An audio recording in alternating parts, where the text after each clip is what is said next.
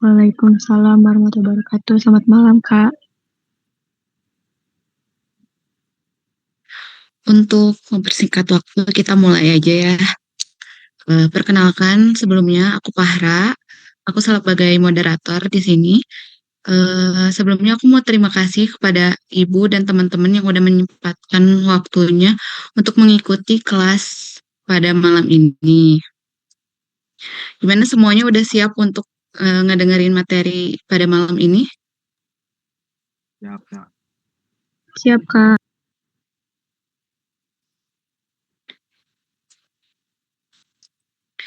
Ya, untuk mempersingkat waktu, eh, saya persilakan kepada Ibu Monik untuk menyampaikan materi tentang marketing spesialis tentang pemahaman strategi pemasaran yang relevan di area digital. Kepada Ibu Monik, saya persilakan waktu dan media. Oke, Assalamualaikum warahmatullahi wabarakatuh, teman-teman. Waalaikumsalam warahmatullahi wabarakatuh. Apa kabar nih semuanya? Baik ya. Mohon maaf nih sebelumnya, saya agak-agak serak. Makasih buat Mbak Ala yang udah buka. Ini saya perdana nih di kampus Merdeka. Sebelum-sebelumnya saya nggak pernah melalui Zoom ya. Jadi kita pertama-tama kita Zoom aja, kita discuss aja dan kita share pendapat ya, share ide, share pendapat, share pengalaman. Oke. Terima kasih teman-teman yang udah bergabung di sini. Saya juga nggak bisa sebut satu persatu karena banyak ya di sini ya. Ada sekitar 40-an deh kayaknya, 40-an lebih. Jadi kita mulai aja. Ini jangan santai aja. Kalau ada yang mau ditanya ataupun share pendapat, pengalaman, silakan. Jadi saya nggak mau hanya satu arah aja. Jadi kita ada aksi reaksi ya, ada feedback ya. Oke. Sebelumnya saya mau memperkenalkan diri. Nama saya Monika Dewi Ratnapuri, cukup panggil saya Monik aja. Kemudian saya juga bergabung di Buddha Pranahara sebagai di sini marketing spesialis juga. Sebelum-sebelumnya mungkin saya udah sekitar 20 tahun melanglang buana di dunia service dan marketing. Jadi sebetulnya nggak hanya marketing aja, saya di dunia service juga. 20 tahun kurang lebih dari 2005 saya sudah mulai disiplin ilmu saya sebenarnya dari ilmu komunikasi dan public relation. Tapi saya karena itu kan semua berkesinambungan, ada korelasinya. Jadi saya sekarang merupakan satu dari praktisi dari marketing spesialis dan layanan service. Oke. Yang pertama, ini teman-teman mungkin semuanya masih mahasiswa ya, Mbak Ala? Masih mahasiswa di sini semuanya? Iya betul Ibu. Ya, mahasiswa ya. Semuanya masih. Ini, ya, yang saya pengen tahu ini dari mana aja nih, Mbak Ala mungkin bisa diwakili dari mana aja?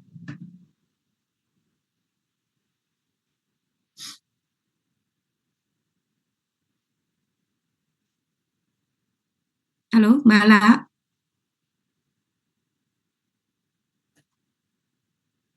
Oke, nggak apa-apa. Yang pertama, di sini saya mau bahas tentang marketing. Selain dari marketing, saya juga akan membahas layanan karena ini bagian juga dari marketing. Tapi yang saya mau titik beratkan di sini marketing ya. Nah, untuk yang pertama, marketing ini adalah kita akan mempelajari tentang marketing strategi. Marketing strategi ini adalah bagian dari bisnis, sub bagian dari bisnis. Jadi kalau teman-teman punya bisnis atau berencana untuk bisnis, marketing dan layanan ini adalah menurut saya ya, POV saya ini marketing ini dan layanan adalah sub marketing dari bisnis. Tapi tanpa layanan, tanpa relationship, tanpa pemasaran, bisnis tidak akan jalan. Disadari atau enggak, bisnis tidak akan jalan tanpa ada relationship marketing. Tidak ada layanan, tidak ada bisnis. Itu yang teman-teman harus tahu dulu. Karena apa? Marketing ini kan bagian dari how to create. Bagaimana caranya kita membangun bisnis kita dengan cara memasarkan apa yang kita punya. Nggak cuma produk, ya. Nah, ini salah satunya nih. Saya coba jelaskan pengertiannya dulu. Apa pemasaran itu? Pengertian pemasaran itu proses sosial, proses manajerial ya. Seperti yang teman-teman tahu di sini ada penjelasannya. Untuk memperoleh apa yang dibutuhkan oleh customer, oleh konsumen, oleh nasabah, oleh pelanggan, apapun itu bahasanya, apapun itu bentuknya, tapi adalah untuk mencapai kesepakatan, kepuasan, kemudian juga dan loyalitas. Ya, pada akhirnya itu merujuk pada loyalitas. Kemudian pemasaran juga harus bisa memaksimalkan penjualan untuk memperoleh keuntungan jangka panjang. Jadi teman-teman harus tahu keuntungan itu kan nggak cuma jangka pendek ya. Jadi keuntungan itu sebetulnya bagaimana kita memasarkan yang baik. Keuntungan itu hal yang pasti. Kalau kita pemasaran dan layanannya baik, keuntungan itu satu hal yang pasti. Jadi keuntungan itu jangan teman-teman mikirnya keuntungan itu cuan, uang, enggak kayak gitu. Keuntungan itu banyak, relationship, silaturahmi, ya, kemudian juga ilmu, pengetahuan, banyak hal. Jadi keuntungan itu jangan money minded, tapi keuntungan itu ada hal yang selain materi, gitu. Pengalaman yang berharga itu juga sebagai keuntungan ya buat kita.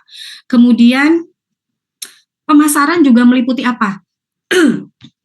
Kenali kebutuhan konsumen, memilih dan mengembangkan barang dan jasa yang bisa memuaskan konsumen, menentukan harga yang layak, menginformasikan produk kepada konsumen, pendistribusian dan memperoleh keuntungan jangka panjang.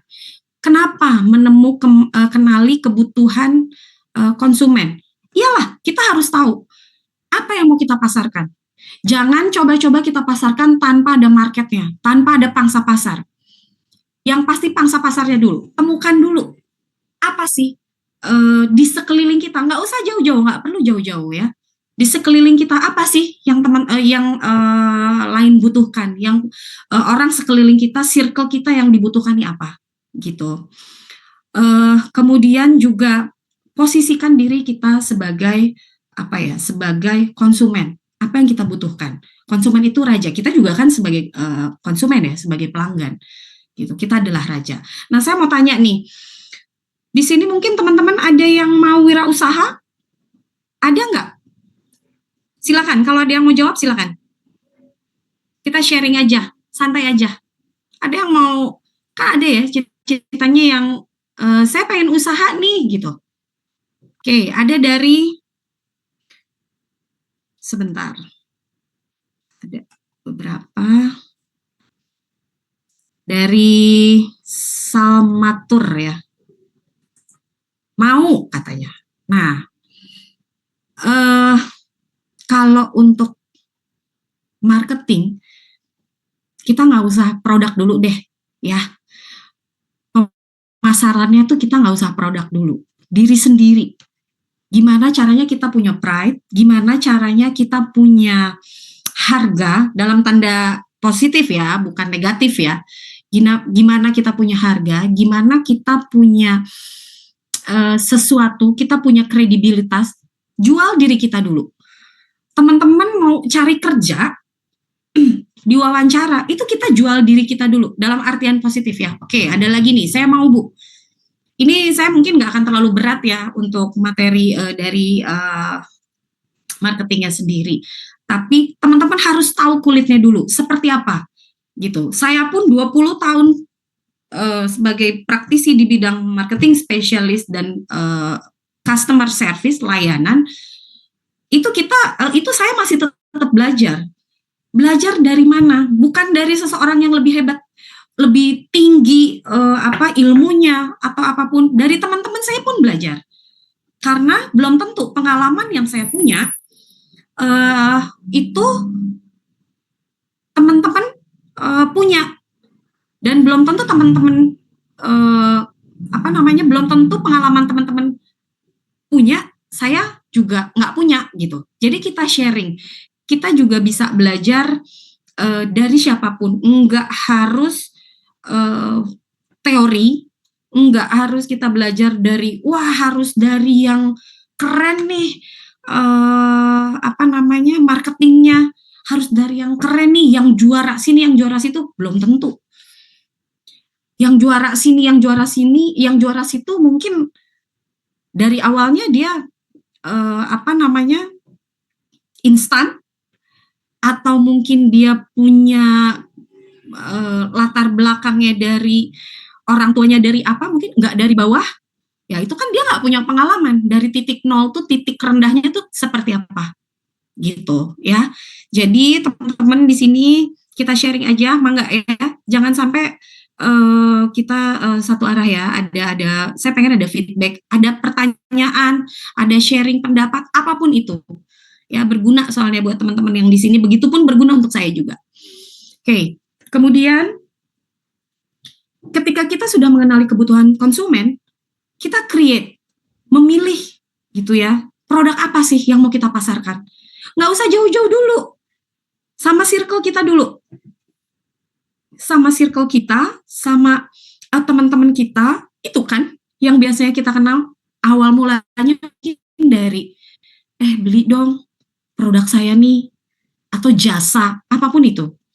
Beli dong, dari mulai kita punya sesuatu, dari mulai customer itu, oh ya udah deh coba.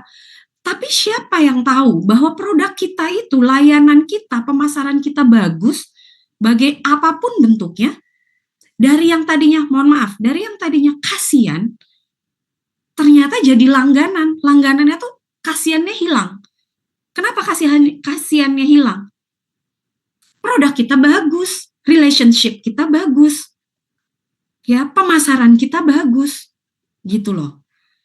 Mungkin di era sekarang, era digital, pemasaran itu lebih mudah menurut saya ya, lebih mudah. Kenapa mudah? Ada digital, ya, teknologi udah kemana-mana. Mau pasarin di mana sih? Facebook, Instagram, apalagi TikTok, terus konten creator dan lain, banyak. Zaman dulu nggak ada. Door to door, bayangin ya, door to door. Saya mungkin bekerja di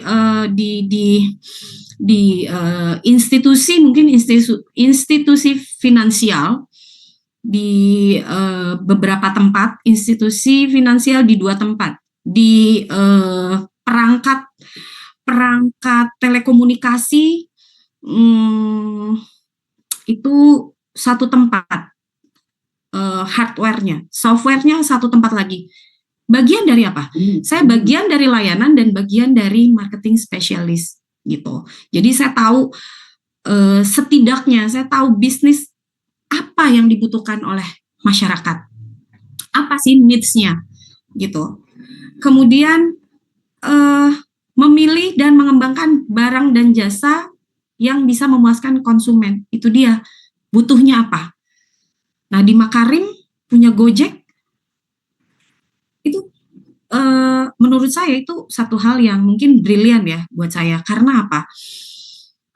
Gojek yang bisa motor yang bisa dipanggil lewat aplikasi, jalur bebas lewat handphone. Sekarang zamannya live in hand ya, semua bisa di handphone. Itu jeli menurut saya. Karena dia apa? Needs-nya. Dia tahu needs.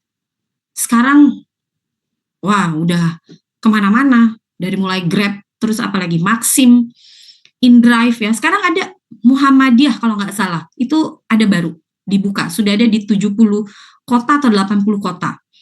Nah itu bagus gitu, jadi ada followersnya. kita nggak apa-apa juga jadi follower selama pemasaran kita baik. Itu intinya, pemasaran kita baik, relasi kita baik, layanan kita baik, itu kuncinya. Kemudian menentukan harga yang layak. Kita harus survei dulu ya, kita misalkan mau buka, mau memasarkan satu produk, kita mau buka nih, misalkan ya mamin ya, makanan dan minuman, itu satu hal yang simpel ya, yang gampang menurut saya, sederhana. Teman-teman tahu, saya juga sudah sebagai tenaga pengajar ya di UMKM di Bandung, di Cimahi, dan saya mempelajari itu, bagaimana mereka how to create produk dan menentukan harga. Salah satunya apa? Kita survei dulu, kita makan aja dulu, minum dulu di tempat orang. Itu salah satunya, baru kita bisa, oh harga ini segini, harga ini segini. Nggak bisa kita nembak. Kalau teman-teman produknya nembak, harganya nembak, yakin 3 bulan ambruk, 3 bulan bobrok teman-teman. Ya, jadi survei itu perlu ya. Dari kacamata komunikasi saya itu adalah 5W1H.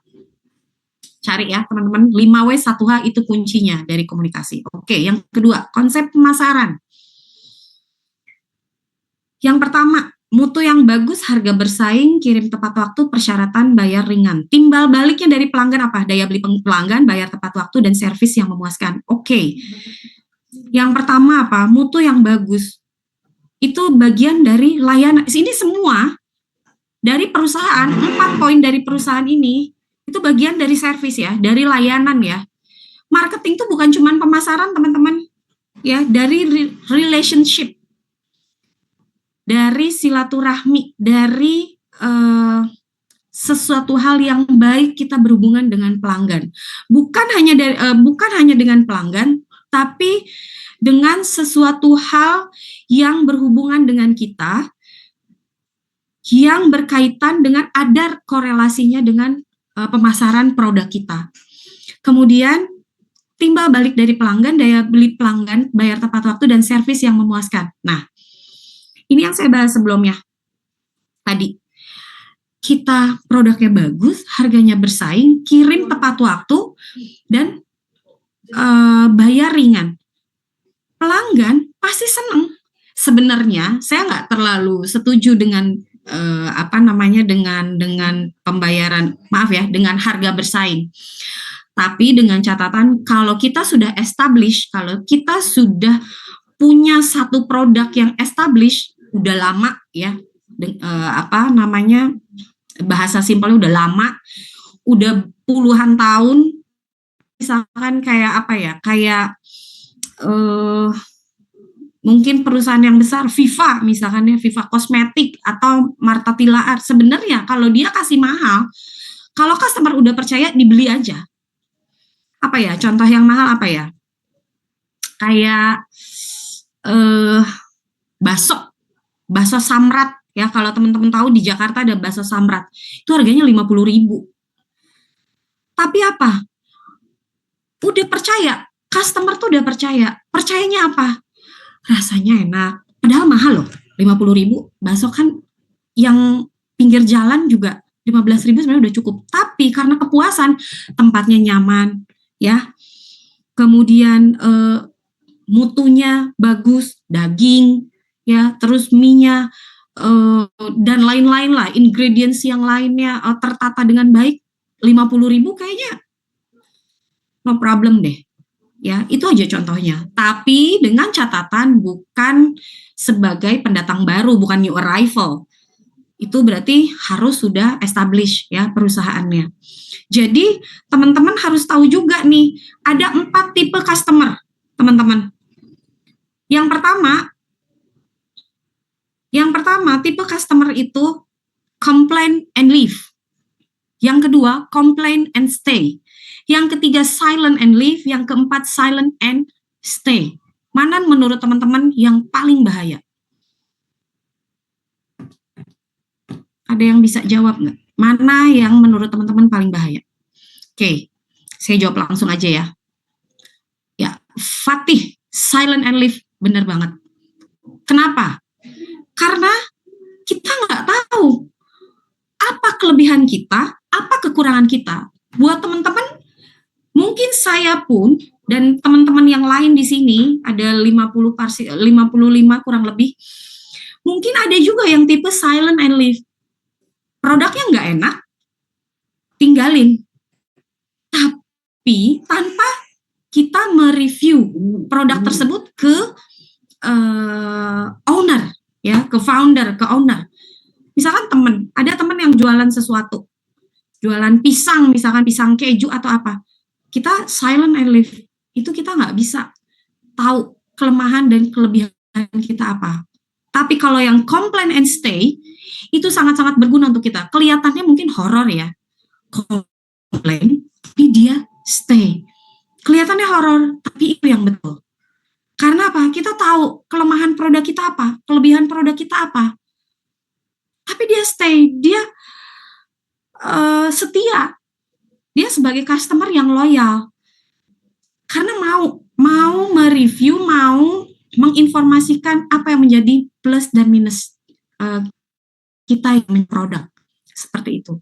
Jangan sampai kita punya customer yang silent and leave. Mungkin di antara kita di sini ada yang silent and leave, beli produk, jelek, tinggalin. Oke. Nah ini, siapa itu konsumen? Orang yang penting bagi usaha Anda jelas, tergantung pada Anda, namun usaha Anda tergantung pada mereka. Betul, ada feedback, saya bilang. Yang tadi ya, sebelumnya slide yang tadi, ada timbal balik. Kita kasih mutu yang bagus, customer memberikan loyal. Kemudian juga tujuan dari usaha kita, dan kemudian bukan dari pihak yang diajak berdebat. Kemudian orang yang menyampaikan keinginan dan kebutuhannya kepada Anda. Ya, yang tadi ya, complain and stay, complain and leave, silent and stay, silent and leave. Ujung-ujungnya loyal. Oke, ini sebagai FYI, kami di Guda Pranahara ini, saya menjalankan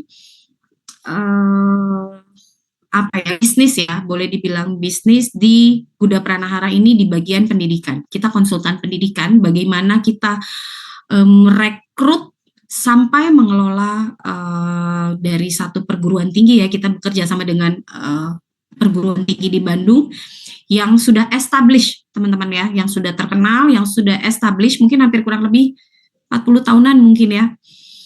Kita bekerja sama di situ. Kita adalah pihak di tengah-tengah nih, kita di tengah-tengah nih, kita pihak ketiga, tapi kita di tengah-tengah. Bagaimana kita menengahi, memberikan layanan yang baik sama customer kita. Customernya ini dua, customer user dan customer, dua-duanya user, tapi yang pertama ini adalah ladang kita istilahnya ya, ladang kita, dan yang kedua ini adalah customer yang harus kita puaskan, ya, yaitu calon mahasiswa. Kita bekerja sama dengan salah satu perguruan tinggi. Kita kita punya customer nih dua. Bagaimana cara kita menyeimbangkan antara customer yang satu dan customer yang lain? Karena kita pihak ketiga. Bagaimana nih caranya? Yang pertama, kita harus punya aturan tengah-tengah. Bagaimana aturan dari universitas itu sendiri dan bagaimana keinginan dari customer, yaitu calon mahasiswa. Kita ketemu nih di tengah-tengah. Kalau benturan-benturan, gesekan-gesekan, pasti ada. Teman-teman yang mau jadi marketing, pasti ada. Dan kita harus punya tameng untuk diri kita sendiri. Kita harus pasang badan untuk diri kita sendiri. Karena apa? Komplain itu pasti ada, ketidakpuasan itu pasti ada, tapi bagaimana kita bersikap sama konsumen itu sendiri. Apa sikapnya? Layanan. Ya, sikapnya itu adalah layanan. Hati-hati teman-teman. Kami juga di sini di Guda Pranahara sebagai konsultan pendidikan, mana kita mengelola mengelola satu universitas agar tidak berbenturan dengan keinginan mahasiswa dan keinginan dari universitas sendiri. Jadi kita harus gimana nih caranya? Kita create, tapi tidak over service. Teman-teman awas ya. Jadi marketing itu kita nggak boleh over service. Service baik boleh, good service boleh, tapi harus sesuai dengan SOP, prosedur dari suatu perusahaan. Jadi kita nggak boleh terlalu ngalah sama customer tuh nggak boleh juga. Karena kita punya pakem-pakem khusus juga di perusahaan kita. Ya, teman-teman harus tahu benang merahnya seperti apa. Jadi di sini tidak over service selama itu kita tidak menyalahi aturan, kita jalankan. Ya, nggak over service dan tidak mis-selling. Ini yang paling bahaya, teman-teman ya. Ini yang paling bahaya, jangan sampai mis-selling. Kebanyakan mis-selling, gimana caranya achieve target, on target,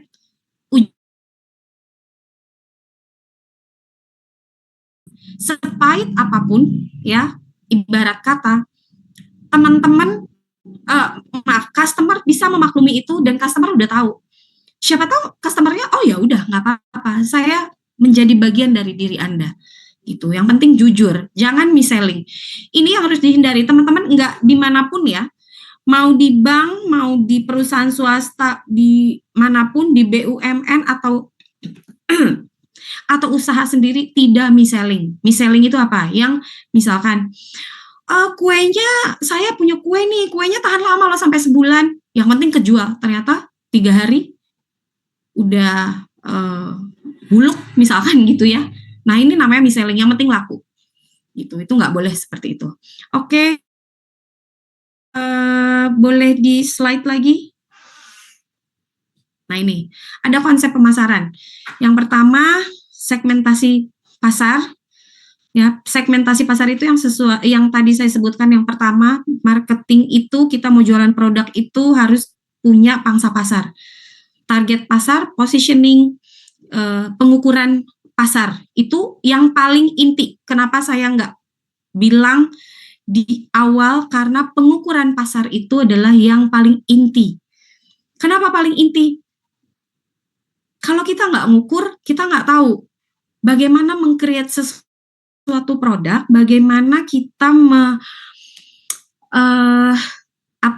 simpelnya nggak bisa kita mengerti apa yang customer butuhkan, needs yang tadi. Kalau misalkan kita nggak ngerti, ini segmentasi, target pasar, positioning, nggak akan kita temukan. Ya, pengukuran pasar itu yang tadi saya bilang, tolong dicek dulu, circle kita aja dulu. Kalau circle kita sudah berhasil, nggak boleh. Selama yang deket-deket dulu kita garap, di kampung kita dulu kita garap, baru nanti nyebrang kampung. Jangan yang jauh-jauh dulu. Kadang kita suka gitu ya, simple ya. Udah deh saya pengen yang jauh dulu. Biar nggak kebanyakan nih teman-teman, apalagi mungkin anak-anak zaman sekarang ya. Gengsi, misal. Masa sih saya harus jualan produk? Masa sih saya harus nawar-nawarin ke teman-teman meskipun itu melalui media sosial ya. Apalagi door to door, kayaknya aduh gengsi. Jangankan teman-teman, dulu pun saya gitu, gimana ya caranya.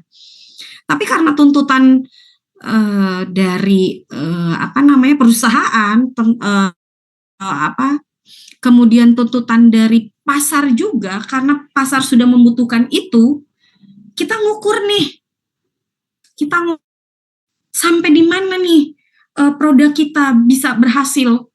Karena kan, mohon maaf ya, produk kita kalau terus-terusan seperti itu stagnan, itu jenuh gitu. Jadi teman-teman harus inovatif ya. Mungkin zaman teman-teman lebih ahli lah ya, masalah inovasi zaman sekarang udah hebat. Zaman sekarang udah kreatif semua, beda sama orang-orang dulu ya. Sama orang-orang dulu tuh ya stagnan aja kayak gitu. Kalau sekarang dinamis, nggak statis, nggak stagnan gitu. Oke, boleh di slide lagi teman-teman, Mbak Farin. Oke, yang berikutnya segmentasi pasar. Segmentasi pasar diperlukan karena sumber daya kita miliki terbatas, di mana kita tidak bisa melayani semua lapisan masyarakat. Manfaatnya tenaga uang bisa dikelola secara efektif, kemudian mengembangkan produk yang benar-benar cocok dengan selera konsumen. Kemudian memilih metode promosi yang paling tepat. Oke, saya akan coba menjelaskan dari sudut pandang saya. Sudut pandang saya mungkin bukan dari teknik pemasarannya, dari teknik penasaran dari segi digital, saya dari komunikasi. Tempatkan kita pada customer, kita sebagai customer.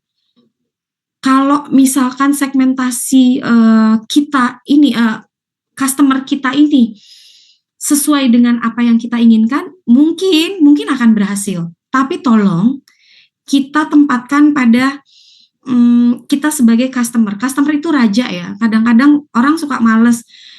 Oh ini apa sih? Pengen yang singkat aja. Sebenarnya kamu mau jual produk apa? Enak atau enggak? Atau bagus enggak? Atau berhasil atau enggak?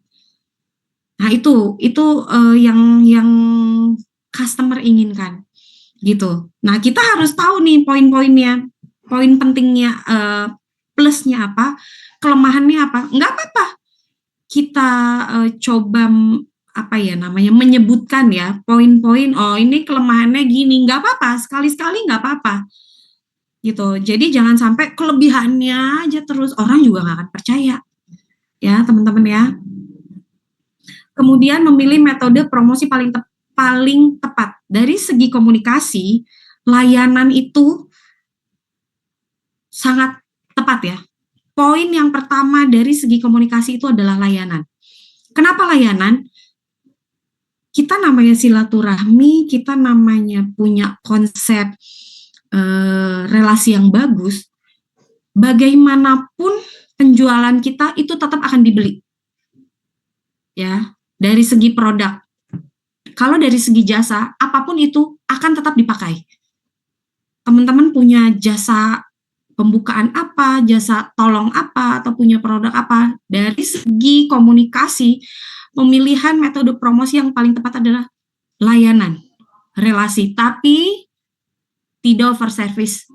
Ya, itu titik berat. Saya titik berat, enggak over service dan tidak mis-selling. Itu titik beratnya ya dari pemasaran ya. Jangan sampai teman-teman pengen laku produknya, kita mis-selling. Itu bahaya sekali teman-teman, karena saya belum pernah mengalami mis-selling selama berjualan dimanapun itu tempat saya bekerja, tempat saya membuka usaha. Tapi ada beberapa rekan saya itu mis-selling dan akibatnya fatal. Ya, komunikasi kita juga nggak bagus, relasi kita putus di tengah jalan, kita nggak bisa berbuat apa-apa. Oke? Dan pasar juga dibagi berdasarkan kelompok umur, jenis kelamin, keluarga, agama, kepribadian, wilayah geografis, dan pendapatan. Ini teori ya. Kita juga bisa lihat lah ya mana yang cocok kita jual ke siapa, mana yang kita juga harus tahu tempat ya, kita jualan apa. Jualan diri sendiri juga meskipun kita di perusahaan, kita juga harus tahu tempatkan seperti apa posisi perusahaan itu dan apa yang kita inginkan dari perusahaan itu ya. Oke, slide lagi. Kita mulai tadi jam berapa ya Mbak Ala?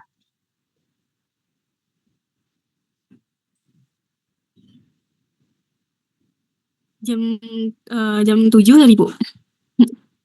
Jam 7 lebih deh kayaknya ya. Jam 7 ya. Oke. Kemudian strategi bauran pemasaran. Ada price, ada produk, ada tempat, ada promosi. Yang utamanya pasti target. Kenapa target? Ya iyalah, kita kan pengen kita achieve target, bukan? Kalau misalkan kita achieve target, kita juga harus tahu nih strateginya seperti apa. Yang pertama, price, harga. Kemampuan untuk di satu circle kita kemampuan untuk membayarnya kita harus tahu. Sebagai contoh kayak kopi ya. Kopi mungkin di warung kita pesan kopi ya paling berapa sih 5.000. Ya karena mohon maaf segmennya juga mungkin orang-orang yang menengah ke bawah ya. Coba kalau teman-teman di let's say sebut salah satu merek di mana Starbucks mungkin atau di kopi kenangan misalkan ya yang sekarang lagi hits Janji Jiwa banyak lah gitu ya. Itu satu kopi kan sampai 25.000. Padahal sebenarnya judulnya sama, kopi. Ya, tapi target konsumen kita jarang-jarang kan, mohon maaf ya yang mampir ke Janji Jiwa atau kopi kenangan ekonominya di bawah misalkan, jarang-jarang ya. Jadi itu price-nya. Kita tentukan dulu kemampuan bayar dari customer itu sendiri itu berapa. Kita sesuaikan. Kalau kita punya produk, nah ini yang kedua nih, kita punya produk apa yang dibutuhkan konsumen. Tapi ini saling berkesinambungan sebetulnya, tapi sesuaikan dengan harga. Produknya apa, harganya apa, sesuaikan. Misalkan di kampung sebelah harga sebatang coklat yang kita buat misalkan itu harganya 10.000, di kita nggak bisa nih misalkan, boleh nggak apa-apa jadi 7.000 mungkin jadi 8.000 boleh nggak apa-apa, tapi kita siasatinya apa dengan ingredients-nya dikurangi, yang bahan premiumnya dikurangi, itu kan bisa dari strategi pemasaran aja. Mungkin teman-teman udah pada tahu itu sebetulnya karena ini adalah di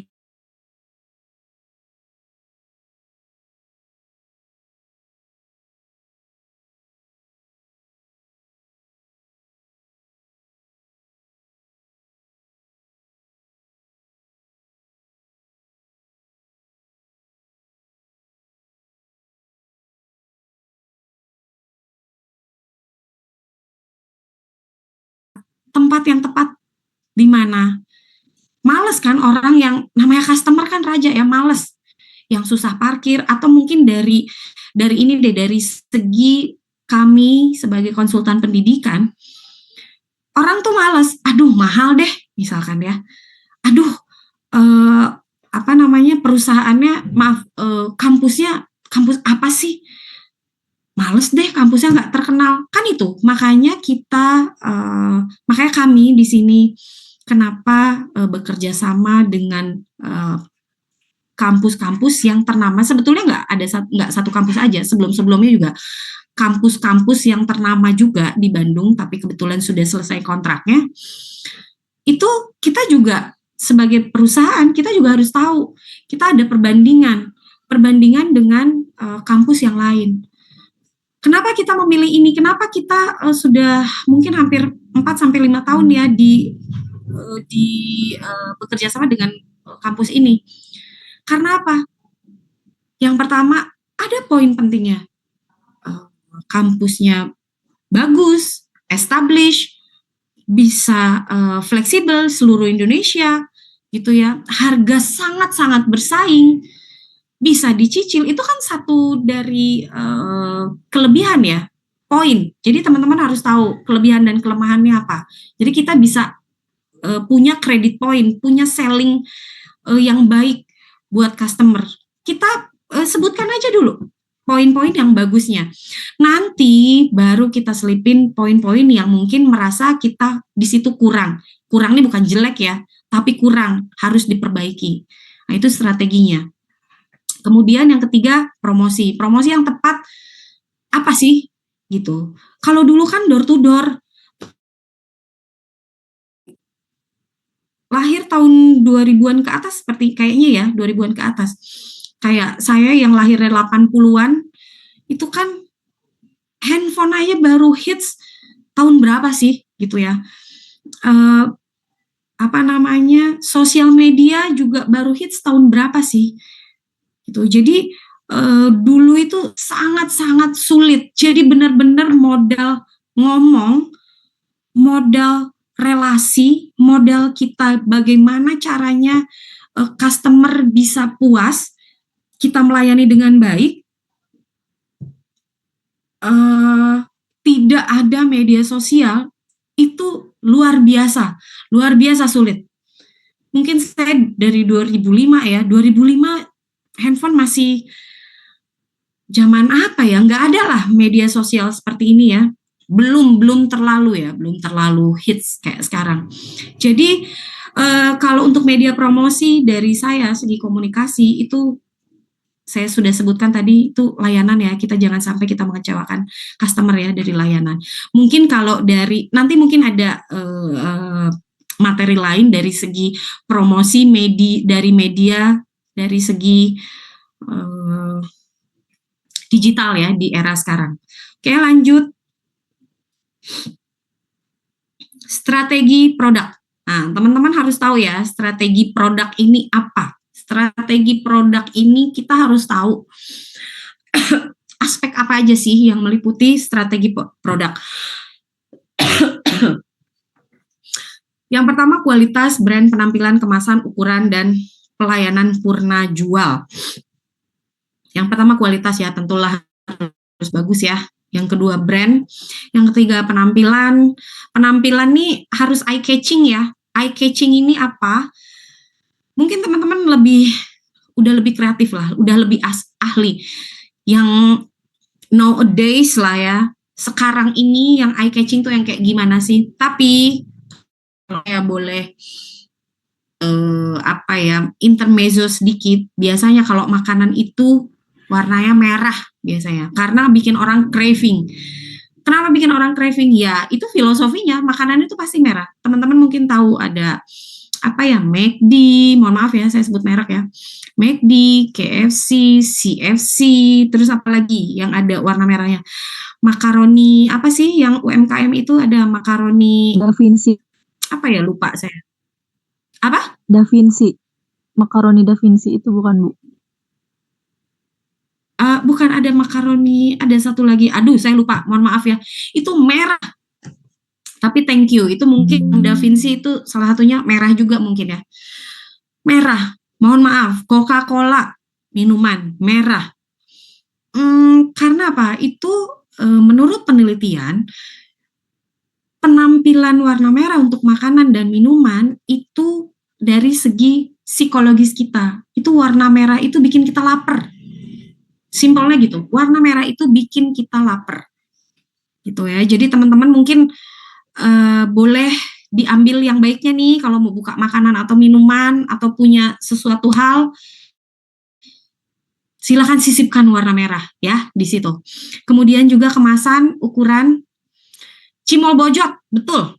Jihan Nabila, benar, cimol bojot ada nih, warna merah dan laku.